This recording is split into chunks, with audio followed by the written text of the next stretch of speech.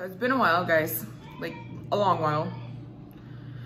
A lot has happened in our little break, and this video is gonna fill you in on a little bit of what went down.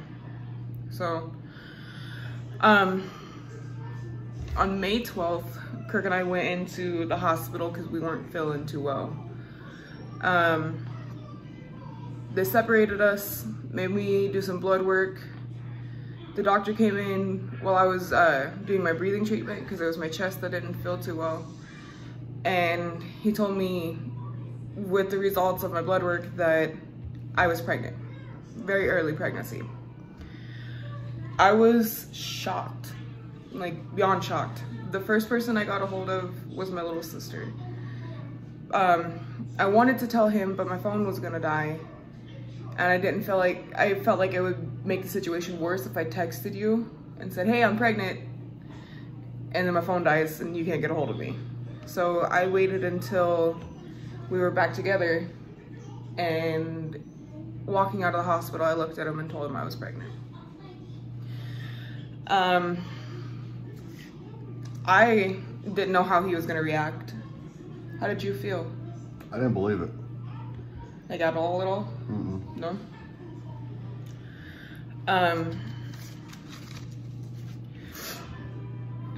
I had like a really rough pregnancy. The first trimester was really bad. I had vertigo and my morning sickness was off the charts. I was puking really bad, couldn't drink enough water to keep myself from feeling dehydrated and loopy. The second trimester got a little easier, but it still wasn't the best. In the second trimester, my blood pressure started skyrocketing. I was diagnosed with hypertension, and I was told that me having hypertension could lead to preeclampsia. So with that, my pregnancy became high risk. On December 15th, 2019, my OB pulled me from work. She told me I couldn't go back to work. And she wanted me to have the baby at 38 weeks. So we set the date of January 7th to go in and have the baby. I wanted is it a natural birth? Is that technically what it's called? Vaginal? Vaginal birth. Sorry to ramble, but to me a natural birth is like no drugs or anything, right? Yeah. Okay. So after a day of just putting final touches around getting her bouncer and everything all ready, putting sheets on her crib, we finally arrived at the hospital around like 6, 7 o'clock at night. I was dressed and in bed within an hour of being there. They had me hooked up to all different types of machines, and the next day they started to induce me. After 20 plus hours of being in labor, my OB finally came in and was like, you need to have a C-section. They like rushed me to get ready and everything. They gave Kirk a suit so he could come in, and then they wheeled me out. From there, I really don't remember too much. So that's where I have him. What do you remember? I just remember being wheeled to the operating room, and then I remember almost having a panic attack on my way to the operating room because I was so scared, because everyone's like, you're gonna be awake during the C-section. So I started panicking, and then I remember telling, what? You were out during the whole thing. I know. You were snoring. It's because I remember telling my OB that I needed more anesthetics than the majority of people. So she told the lady that was running my drugs. Yeah, running my drugs, to give me like the best dose that she could. And within 2 seconds of me thanking the lady, I was out, like out. And then there's you. I walked in. You were already cut open. I sat next to you, held your hands. I remember waking up and looking at you and smiling. Yep, you did that. And pretty much after that, they pulled the baby out, lowered the curtain for both of us to see her. And they pulled me over to the side where they were finishing putting you back together, I guess we could say. Throwing everything back in. Yeah. And they had me cut the umbilical cord. But she wasn't really crying. Like, she was fussing, but she wasn't like, nah, like most babies do.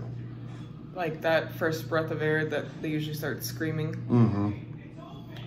And then we went, after all that, I went with the nurse.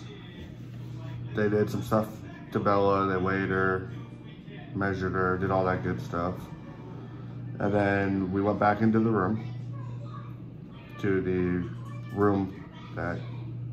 Not the recovery room, but the same room that I was in before I went to have the baby. Yeah, the room you were in labor in. And then it was what, like 4 hours later? Yep, because I was finally off the anesthetics and everything. And one of the nurses came in, pretty much just grabbed me and the baby and was like, come on, we're going to the NICU.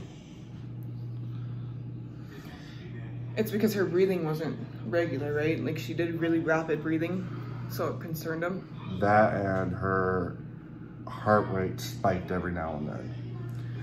It had an irregular beat. So while I'm laying there, not able to do much, they have pulled my husband and my baby. And all I can think about is, what's wrong? Like, how is it just 4 hours after she's born, she's already hooked up to all these different machines? And they didn't tell us anything at first. They were just like, let's go. And I wasn't allowed to see her for the first like day and a half that she was in the NICU because I couldn't get up and walk. So finally, Kirk wheeled me down in a wheelchair, and that was the first time I was able to see my baby. She was in there for 3 days? 3.5 days. 3.5 days. She had 2 holes in her heart, and because she was stuck in my birth canal for 20 plus hours. Yeah, 20 plus hours. She had a welt on the side of her head because it was stuck in the cervix, and they thought she was stunned, so she wasn't able to clear the liquid from her lungs. Mm-hmm. So they thought maybe she might have pneumonia, which would be detrimental to a newborn. But it turns out she didn't have it. She was able to clear the fluid from her lungs within a day and a half of being in the NICU because of the antibiotics that the nurses and the doctors gave her. And I do have to put a big shout out to the NICU nurses because they were the nicest people. I mean, don't get me wrong, all of the nurses were amazing, but the NICU nurses were phenomenal. They kept us updated on everything that was going on. I was finally able to start giving her my breast milk, and they allowed me to come in and feed her and hold her. And it was great. One time we walked in, him and I haven't heard her cry at all. And then I hear this distant cry, and the NICU nurse looks at us and goes, shh, she knows you're here. I was like, that's her? He goes, yeah, she found her lungs. So, gave birth to a fighter. Oh yeah. Now she's almost 3 months old. She was born January 9th at 10:02 in the morning. So. And now she's doing fine. Yeah, one of the holes in her heart is completely gone, according to the cardiologist, when she was like a month and a half, right? Mm-hmm. The welt on her head, you can still see discoloration on where she was stuck. But that's slowly fading. Mm-hmm. She had jaundice. They thought they might have to put her under bilirubin lights, the blue lights, but she overcame that. She's chunky. She's probably, what, 15 pounds now? Last time we got her weighed, she was almost 12. Yeah. So, she's doing great now. yeah, she's got lungs. She's definitely got lungs. She's still a fighter. She likes to punch me in the face. Mm-hmm. They also signed a contract, her and him, that they were gonna fight on her first birthday. So we're gonna get her some boxing gloves. She's gonna take Dad out. She's gonna win, but I ain't going down without a fight. And Aria has been the absolute most amazing big sister to her too. She loves helping. Should we tell them the name? Sure. New baby's name is Bella Ray. Middle name is Lynn, and obviously last name is Risha. So we have Aria Marie and Bella Ray.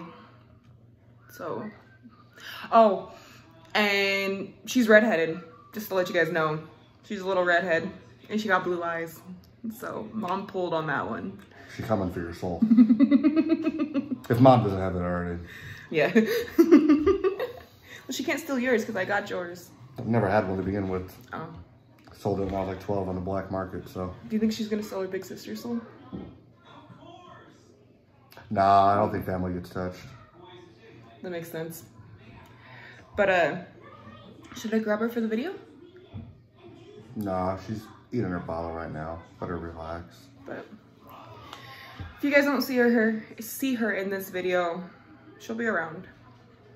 So here we are, 3 months into having a brand new baby. For him again, for me, the first time. And let me tell you, I'm stressed. I love being a mom, but I'm so stressed out. But it's so rewarding. I mean, I don't know. I've never been a mom. It's rewarding to be a dad. Well, yeah, I was talking about the mom aspect. I have no idea what that's like. I've never been a dad either, so it's okay. You will one day.